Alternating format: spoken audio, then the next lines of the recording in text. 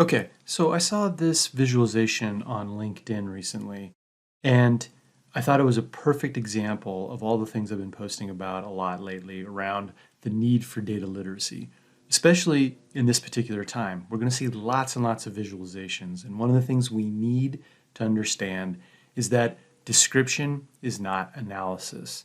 And without analysis, you don't actually have true insight. And I wanted to use this visualization as a medium to talk about this. And I don't want to be like I don't want to pretend like I'm insulting LinkedIn here. I don't want to portray that.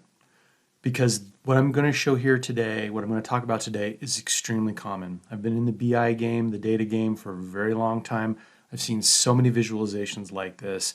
So it's very common. So my whole point is to become data literate, you have to be able to understand what this visualization is and what it is not. Okay, so first up, what we have here is a couple of time series over time. Current year and previous year. Technically, this is from April 2019 through March 2020, and then April 2018 through March 2019. Okay, so we have two time series, two data points measured over time. So the first thing that we have to think about as data analytics professionals, as data literate people, is, okay, I've got two time series. Are these things in fact actually different? This visualization is purporting implicitly that they are. Why else diagram them both? Why else visualize them both? And notice here we have a bubble that describes something going on. Hiring is down 0.8%, negative 0.8%, in the month of March year over year in this current visualization. The implication is that this is significant. I would argue that given this visualization, it doesn't mean anything. It's simply describing something. It could be real and it could be not. And here's what I mean.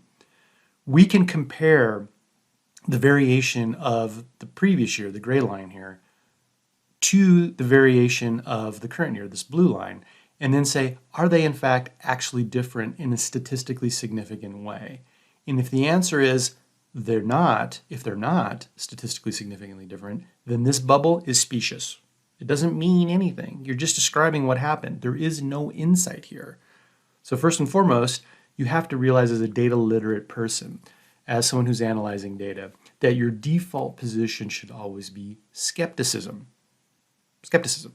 Ergo, nothing's going on here.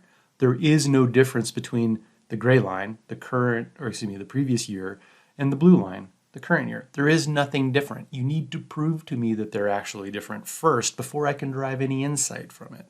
So without that, this bubble is specious. It implies something. If you just look at it casually and you don't have data literacy, you'll think that this means something. But in fact, you don't know that it means anything yet based on this visualization.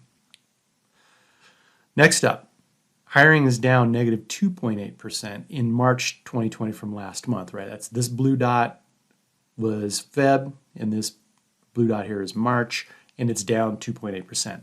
Now, once again, there's an implicit implication that this means something,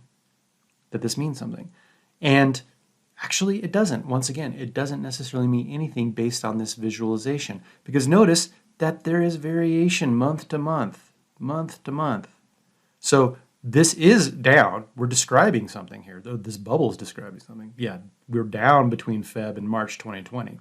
Great. That's cool. But it's not analysis. And if it's not analysis, then there's no true insight.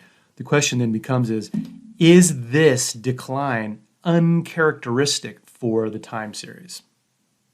And in particular, you'd want to say, I'm going to look at the previous 11 months, look at the fluctuations here, understand what's going on there, and then compare that generalization of the variation in the previous 11 months to this variation and say, is it actually significantly different, statistically significantly different? And if it's not, this again is specious. It doesn't provide any insight whatsoever into what's going on. So this is super, super important. If you have data literacy, you look at this and you say, this actually isn't saying much of anything. It's just describing something.